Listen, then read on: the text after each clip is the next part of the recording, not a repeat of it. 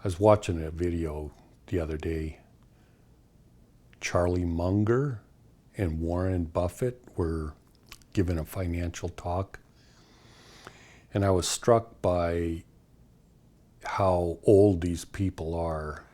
And they control vast amounts of money in the world. And in doing so, they control the lives of so many people. And they're going to go to their graves totally focused on making money, more money, more money, more money. It is a sickness.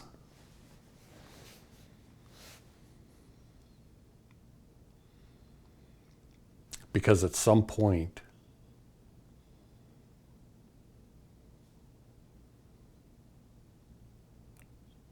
I would think, unless you're guided towards becoming a powerful demon, you would want to focus your life on learning something spiritual so that you could become one with God, or so that you can become enlightened. And they don't appear to have any desire for that whatsoever.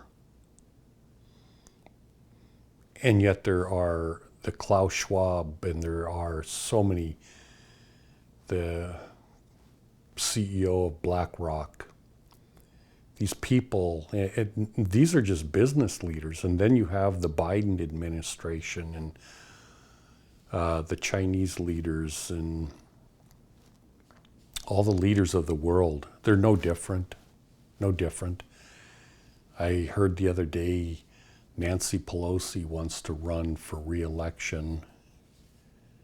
It's like they want to go to their dying, they want to live to be 130 years old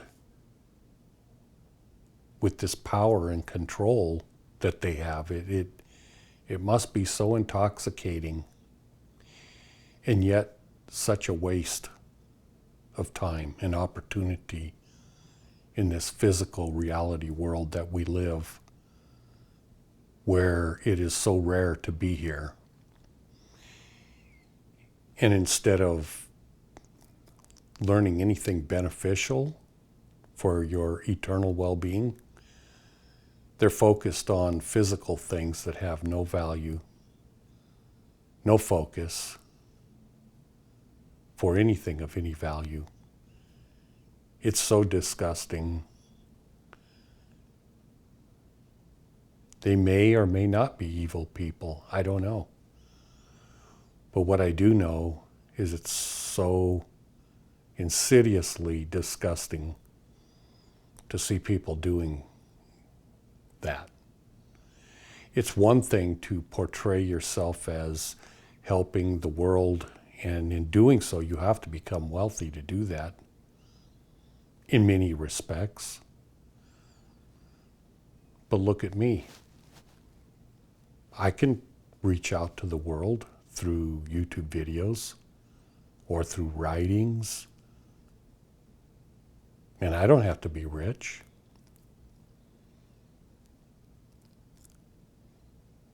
I live on my retirement income. Never made a dime in my entire life. And yet I've been doing spiritual practice and going to church and teaching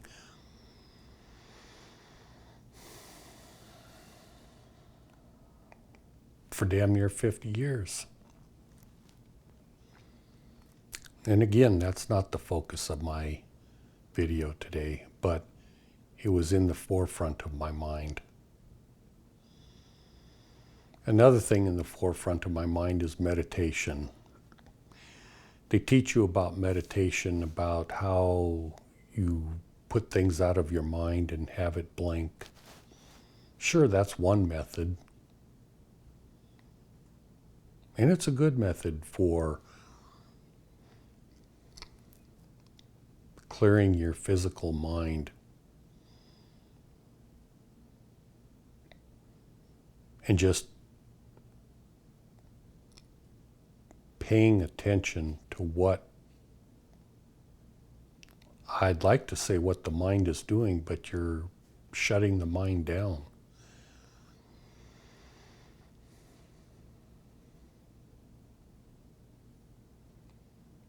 A type of meditation called samadhi, when it's all said and done, when it's over, you bring back to this physical world a memory of something that you can't even talk about. It's kind of strange. But what good does it do you in an eternal scheme of things? What good does it do you? Entheogens, that psychedelics that can prime the pump, spiritually speaking, or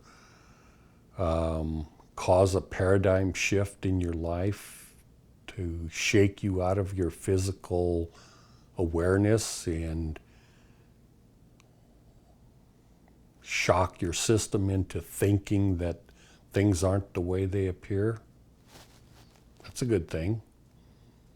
But too much of a good thing is not a good thing. At some point, you have to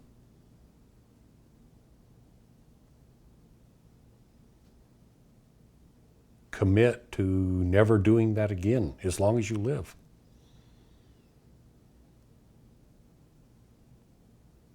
It's like kindergarten. You go through kindergarten before you graduate from high school. But when you have your PhD in mathematics, you're not going to go back to kindergarten. It's a waste of time. And in reality, that's the way an entheogen is to be understood. It serves a valuable purpose, but when it's over, it's over.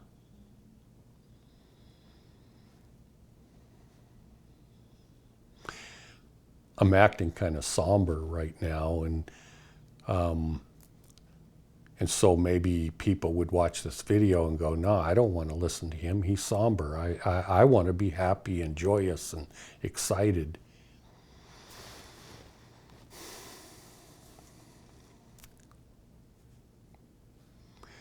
I think the reason I'm somber right now is because it's so difficult to be spiritually in another realm. Not this realm, but forcing my physical body to talk to you. I think I've had videos like this before, and that's where I'm at right now.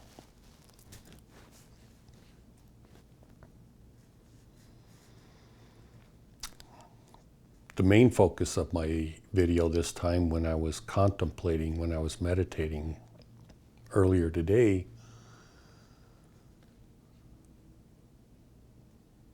is what I feel extremely important for everyone. And it deals with enlightenment and all that sort of stuff.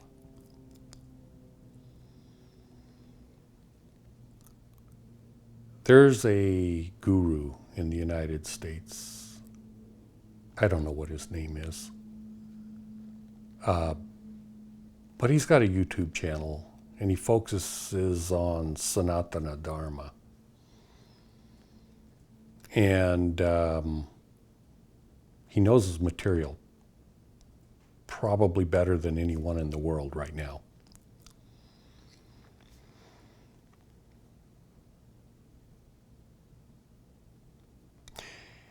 And his focus is he wants to teach people throughout the world to learn the true nature of Sanatana Dharma. And so he rolls back what he teaches to the earliest written Sanskrit.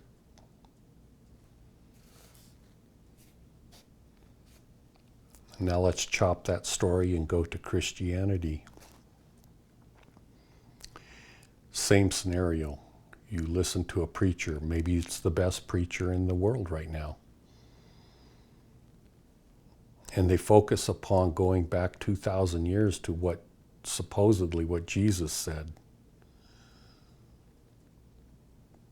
And now let's go back to the Sanatana Dharma. Sanskrit is simply the conversion of chanting that was done for thousands of years before they decided to write something down to survive, and that's what Sanskrit is. And so he's trying to interpret the earliest Vedas, the earliest known writings, to teach you what the purest form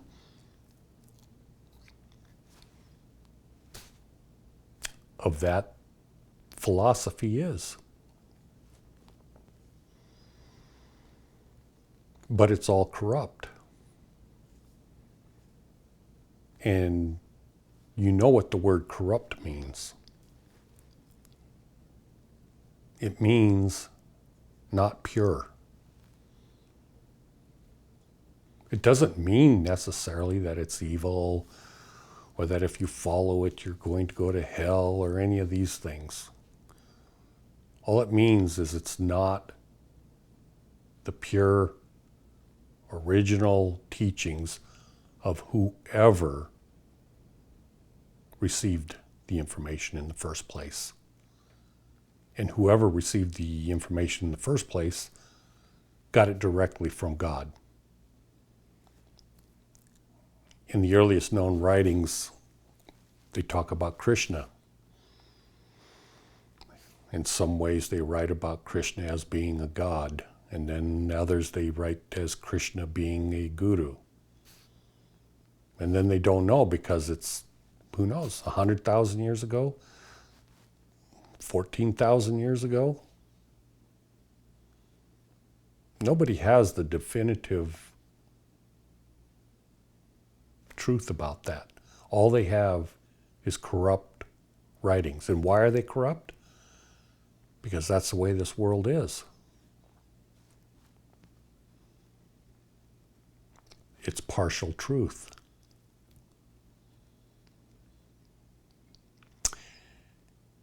And so what I teach isn't like that. What I teach comes directly from God. And then I corrupt it by teaching you. How do I corrupt it? I am not God. What God teaches me, I do the very best I can with the knowledge I have acquired in my lifetime to convert what God has taught me into words, syllables, sentences.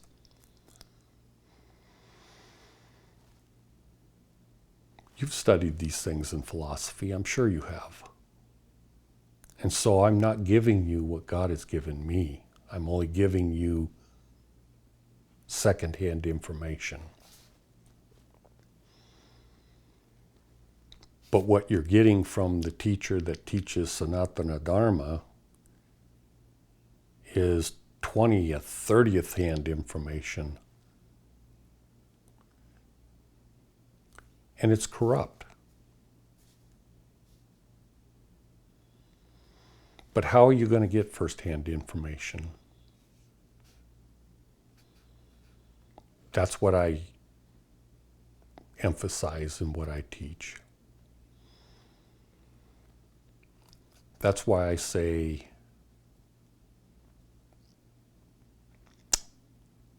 I don't even know if I want to call myself a teacher or a guru or anything of that nature. That's why I guess I say the same thing as Jesus did. I'm your friend. I'm your friend. And I'm teaching you as a friend would teach you, something that you want to know and learn. Because if you don't want to know, you wouldn't be watching. And the only reason you found me is because you wanted to find this information. And as soon as you hear it in your heart and soul, it strikes a chord that within you, you feel like, oh, well, that's something that's interesting. I want to hear that. Or it seems like it's true. But what basis do you have to determine whether or not it's true? The same basis as everyone.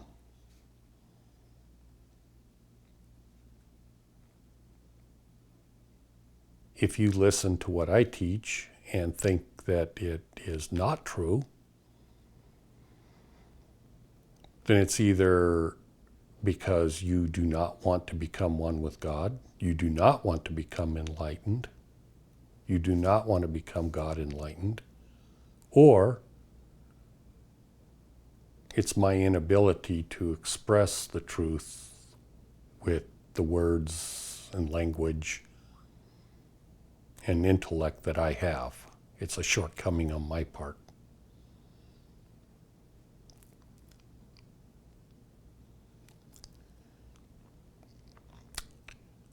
When you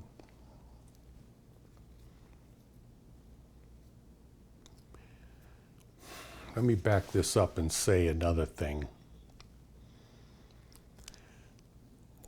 What I teach is not necessarily meant for you in this particular lifetime. What I teach is a method that if you're paying attention, then there's no way for you to get that out of your mind. Consciousness, awareness is being directed through your physical human body into your spiritual soul that doesn't exist on this plane of existence. And it is a permanent record.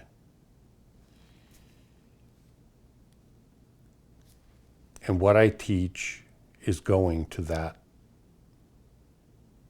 place in you.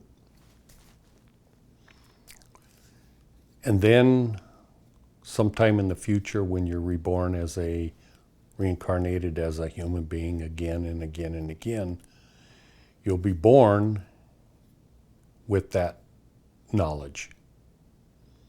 And it just brings you closer and closer to enlightenment. And essentially that is what Krishna did. Essentially that's what Jesus did, Buddha.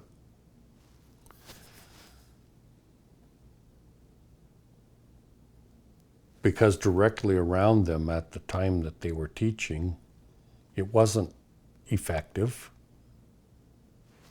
The world has gone to hell in a handbasket, and yet there's billions of Christians and Buddhists and followers of all kinds of faiths that have an original teacher that was one with God, enlightened, and yet the world is lost.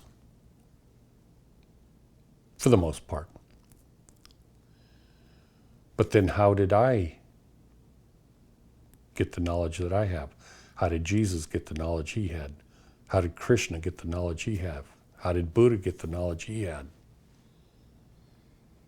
Because it wasn't from books.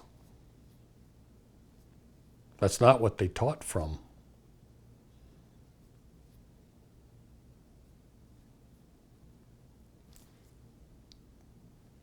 But I got it in the same way they did. And because of them, and because I read the corrupted teachings that got to me in my life, it helped prime the pump of spirituality for me to do my own research.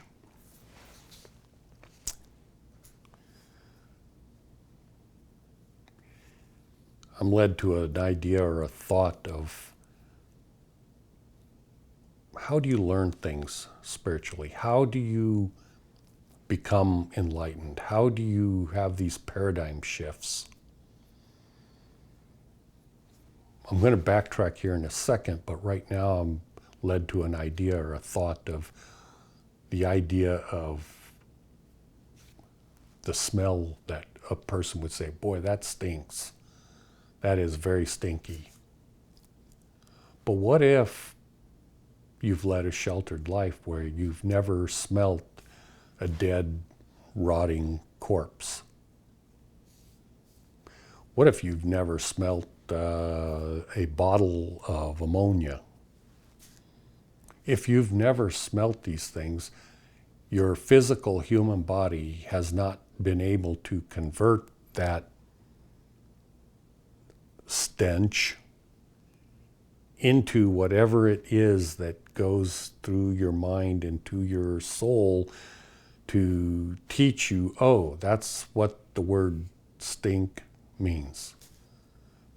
Because most people that have never smelt those things, they would think stinky is maybe a different kind of perfume or something. They don't even know what the meaning of the word stink is.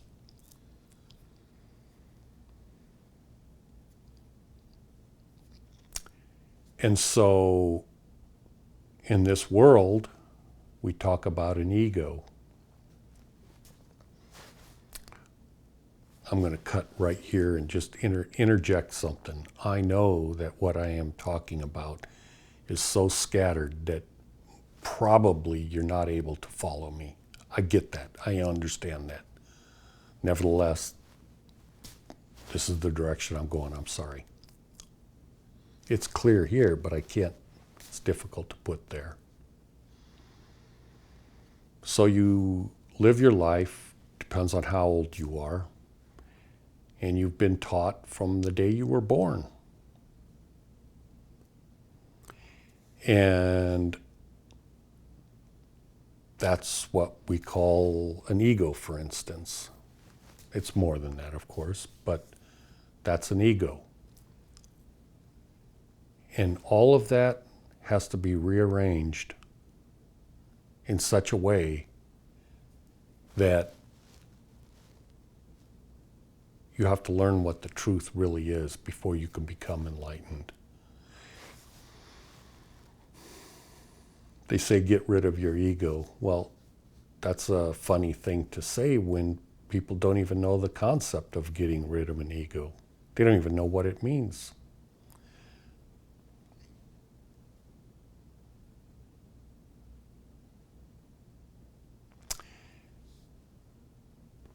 An ego is like the culmination of a physical world knowledge, which inhibits you from becoming spiritually enlightened.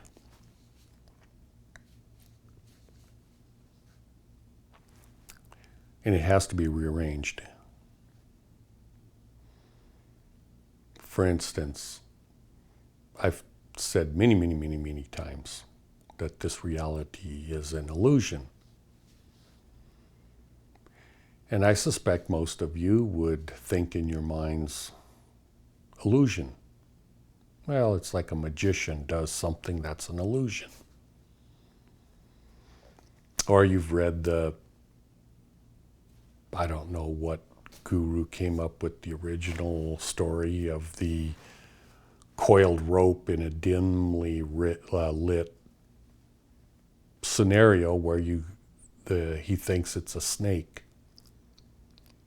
And so because of that, he has fear, because he thinks it's a cobra snake that's going to bite him and kill him. But when the room gets lighter, he can see it's a coiled rope. So they say, well, that thinking that it was a snake and the fear and all of that stuff is an illusion.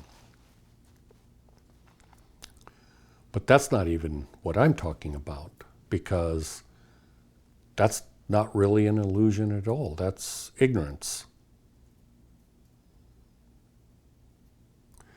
When I talk about an illusion, you can't base it upon anything that you know or anything that you've ever experienced.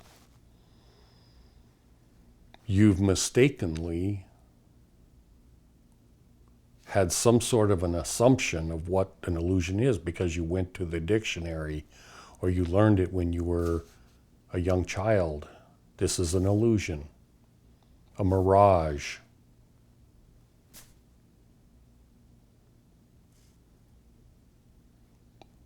But when an enlightened person talks about reality as an illusion, that's just the best word to define what they're talking about. But their view of an illusion is not your view of an illusion.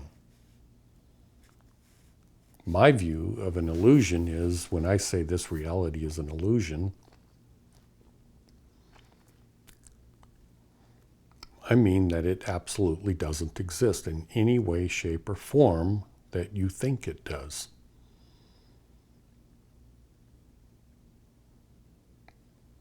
There's no light, there's no darkness, there's no world, planet, there's no physicality, there's no space for space to exist.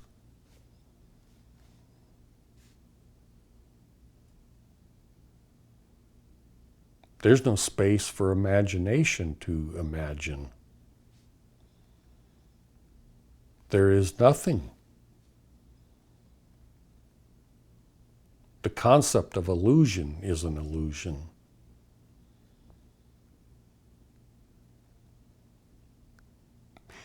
And so when a person becomes truly enlightened, like Buddha,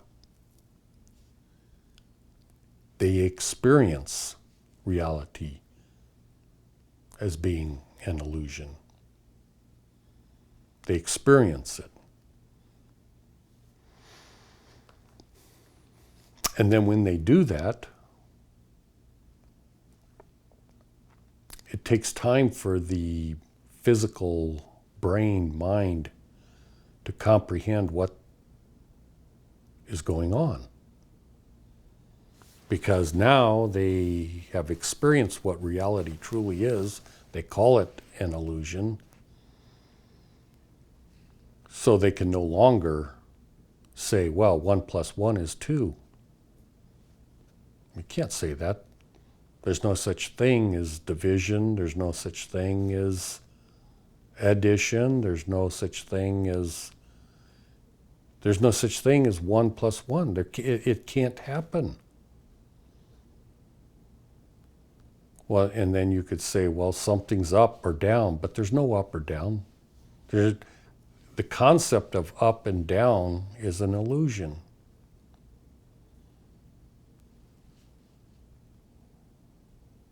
Reality is an illusion. And so a fully enlightened individual has to start thinking, well,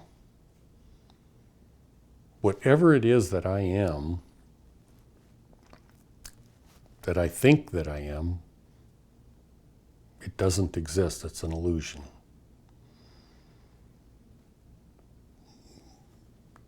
Kind of like Descartes, you might be thinking, well, what is it that's thinking? What is it that is contemplating enlightenment? What is it that I am? What am I if everything that I am is an illusion? And since nothing exists, there is only one thing in existence, and that is me. There's nothing else in existence except me. Now, I may not know what I am, but I do know that there is an I. And I have experienced the nothingness of reality through this illusory body. And then the enlightened person has to start contemplating, why does this illusion exist? A person that is not God enlightened already has no fork in the road. There's non-duality. They go one direction only. There's nothing else to conclude. And so they move forward. But a person that's God enlightened absolutely, positively has a fork in the road. They bifurcate and go, well, I exist and God exists. Because if you've been enlightened about reality as being an illusion, and you're enlightened about God being real, and the two are not the same, then non-duality can't be reflective of what all of reality is from a fully enlightened perspective. Because you have both in existence, coexisting at the exact same time. And then as an enlightened individual, you start experiencing what, or not, experiencing, but at the same time contemplating, well, if there is no such thing as 1 + 1 and this and that, then what really exists? What is reality? And then you're God enlightened. You know God exists. So you inquire of this God. And you start getting information. But you can't get it from a physical body because you're already enlightened. You know the physical body is an illusion.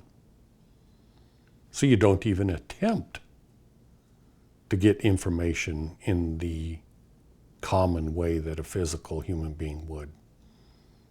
You no longer go to books. You no longer look in the most ancient Sanskrit Bibles.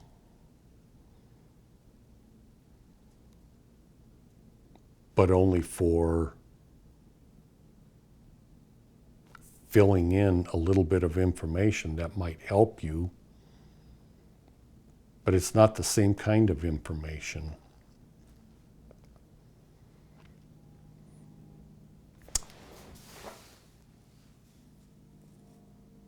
But what is the point and purpose of everything? Again, you cannot even become God enlightened unless you have bhakti, or the most profound love within you. And as an enlightened person, you would be thinking, well, love exists. But think about that. Love isn't a item that you can segregate or bifurcate or add or subtract or diminish or strengthen or visualize what it is.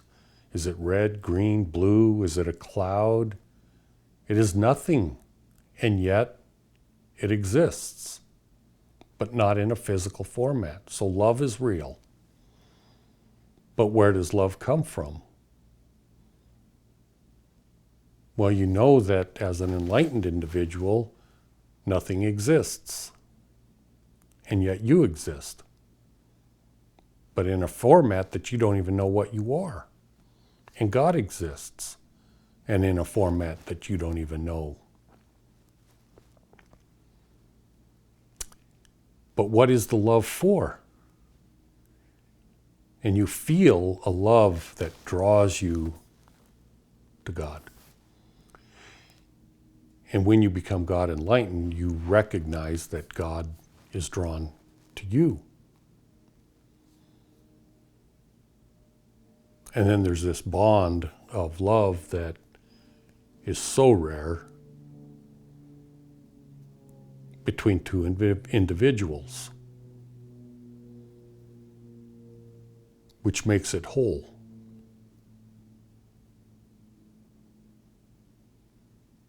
It isn't really whole if it's by itself. You can develop love as an individual, but you never realize the value of what love is or the purpose for love until it's applied towards another individual. Be that all of humanity or one person or God. But until it's applied to another individual in such a way that it really is love, you don't know what love is. You've only built love from a foundation of an individual. Think of it this way. A person builds a house, and they spend years building this house. And then when it's completely done, they're building it for themselves. And then when it's completely done, they walk away and sleep under a tree. And when the snow falls, they die by freezing to death. While the home they built is air conditioned, has heating. So if the home were love, that's what love is like. If you build love within your heart and soul and never apply it to someone else. When I say someone else, it's because you can't love, because it isn't real, you can't love something that doesn't exist. And since all of reality is an illusion, you can't love your car, your truck, your house. You can't love the planet Earth or the butterflies. You can think you love it, but that's ignorance. That's like the coiled rope in the corner that looks to be a snake. You have to apply that love to another essence, soul like yourself, and to God, to Jesus, Krishna, Buddha.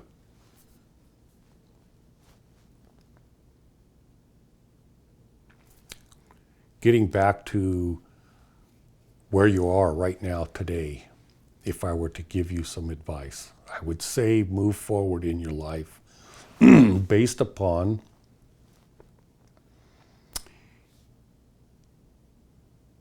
you are the touchstone for truth. And when you talk to someone, I'm going to play a little scenario here. Take the most intelligent guru on the planet with Sanatana Dharma or whatever. And you ask a question. And they say, well, this is what the truth is. Why is that the truth? Well, because I said so. Okay, but why are you saying so? Where did you get that truth? Oh, well, because I read these books. Why do you think those books are true? Well, because they're sacred. Why are they sacred? Well, because they have the truth. How do you know it's got the truth? Well, because we can track it back to Sanskrit. Well, how do you know the Sanskrit is true? Because that's the earliest known writings of Sanatana Dharma, and therefore it has to be true. How do you know it's true? Well, because it's written. I don't believe it. Well, then you're going to rot in hell if you don't believe it. Why? Why would I rot in hell because I don't believe a book that you think is real, that I say is a lie? It's corrupt. It isn't true. Well, it has to be true. No. Your whole foundation of your belief system is based on corruption. You've missed the entire point of everything in those books in Sanskrit. You've missed the entire point of what it's trying to teach you. Unless you can sit here and say, no, this is the truth because God has witnessed to me personally that it's the truth. And so what I'm telling you is the truth directly from God to me, to you. If they can't say that, then you have to place your faith upon a book. So do you take these books and worship them? Oh, great mighty book. I pray to you, great book. Thank you for providing all the information to me, oh great book in the sky.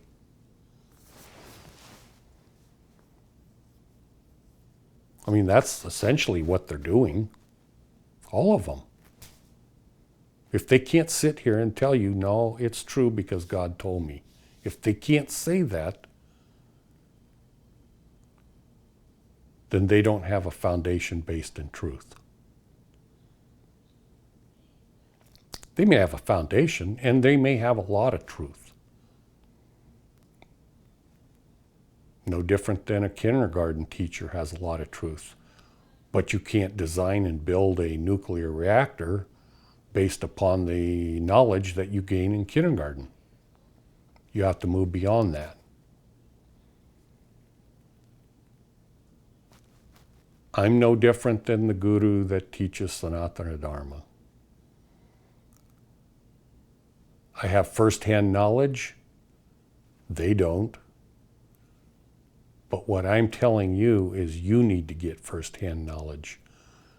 The things I tell you and teach you are designed to help you gain that first-hand knowledge.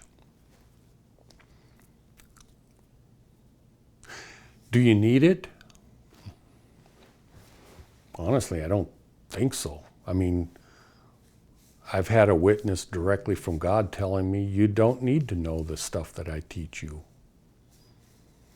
All you need to do is live your life in this physical reality and exercise your agency of free will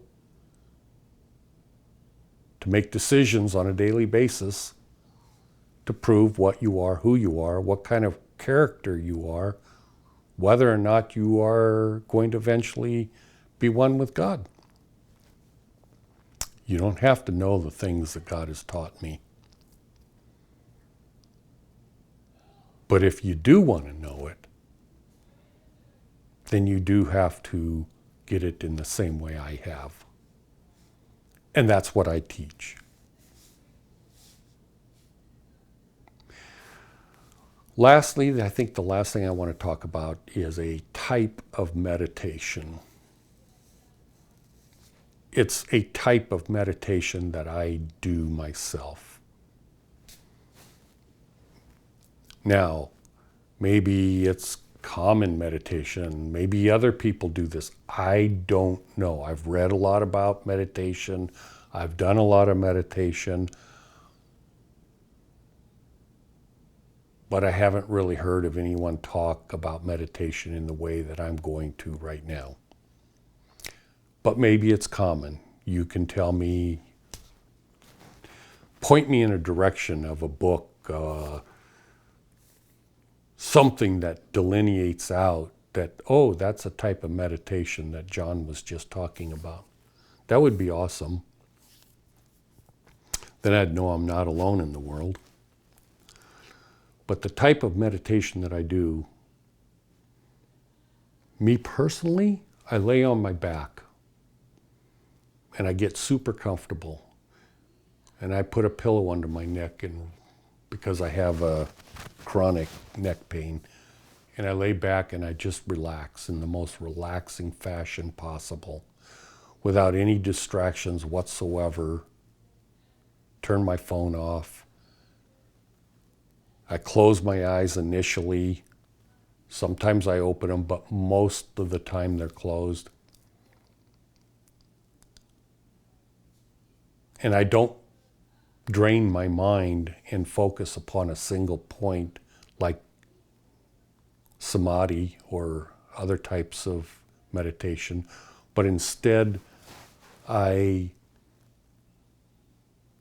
allow my mind to wander about spiritual concepts with a thought in mind that would essentially go something like this. Dear God in heaven, dear Father in heaven, dear Mother in heaven, whatever it is that you feel inclined to address the God that you love. It doesn't matter how you address this God. This God loves you regardless. You could say, dear caterpillar in the sky. It doesn't matter. If that's what you feel in your heart and soul as what you're compelled to pray to and ask for guidance and direction, because you know that this deity loves you, then whatever name, it doesn't matter. Because the idea is to focus upon that loving deity creator that loves you. And you ask silently, always silently. Never do this meditation prayer type with a voice. Always silently. And of course there's a reason for that, and you importune, you ask, you plead with this deity to help direct your mind, your thoughts to understanding what is going on. Whatever it is you're contemplating enlightenment, you're contemplating love, you're contemplating the illusion, you're contemplating spirituality, you're contemplating maybe nothing. Maybe what you're contemplating is, I have a blank slate, God. Do some writings on this blank slate so that I can understand spirituality, so that I can understand the nature of what's going on, or whatever it is. And you lay there, and then when your mind starts thinking of a vacation or something, that's when your spiritual self goes, okay, my mind wandered off this direction. Let's get back to contemplating spirituality. And you do that. And your mind wanders off. It's like, well, it's hot outside. Well, that's not something I want to think about. So let's get your mind back to spirituality. And you can do that for 15 minutes. I mean, it might take you 15 minutes to get into the spiritual groove, so to say. But once you're there, you can accomplish a whole lot in 15 minutes. For me personally, if you can do it for an hour, when you get up and you're ready to move, you'll know that that session is over. It's like you don't want it to be over, because your spiritual essence, your soul, is experiencing reality that's not on this plane of existence. And you don't want to leave. But you know that the session is over. You know God has essentially given you what you've asked for in such a way, and now it's time to contemplate these things over the next, maybe the rest of your life, if not for the next several hours. And you know that it's done, and it's like, oh man, I gotta leave. And you're thinking these things, And then you're never unconscious, by the way. You're never unconscious. Like samadhi is more, to me, it was more of a, I won't say unconscious, but I guess maybe it was kind of unconscious, because you're not asleep, but you're not conscious of this physical reality at the time.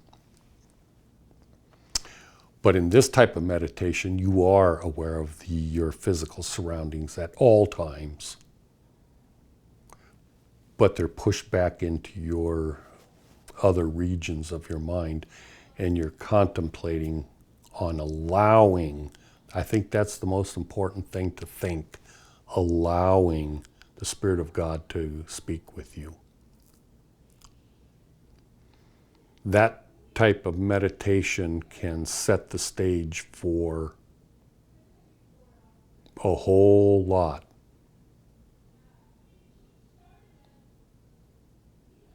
of spiritual truth that you're not going to get anywhere else.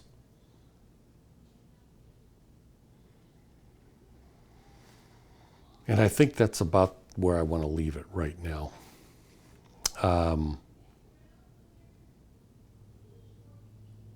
I do want to say in closing, I love you.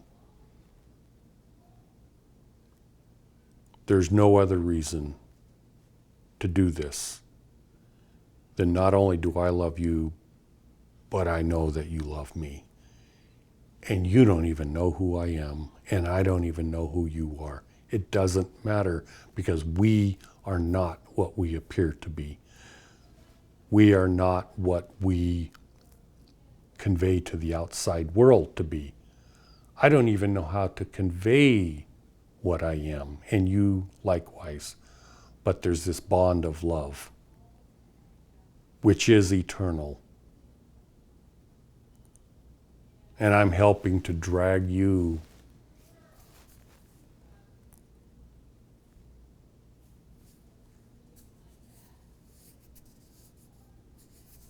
into ending samsara.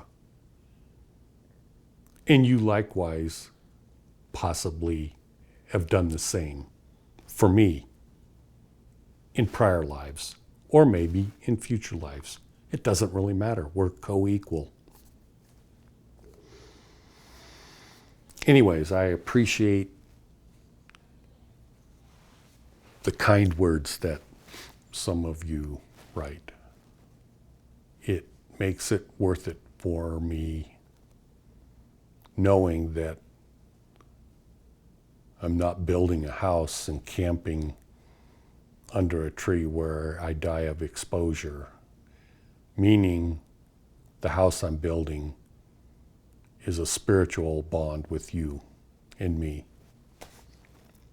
Again, thank you for watching. Sorry for the somber attitude, but I don't know, I just feel this. I guess I'm coming out of what I told you about the meditation. I had been doing that off and on for the past few days getting ready for this video. And I'm just now coming out of the spiritual thing and feeling the world again. Maybe you can tell the difference from 15 minutes ago to right now, where I'm not the same person, so to say. Anyways, thank you for watching. I love you. I hope you have a good day. Bye.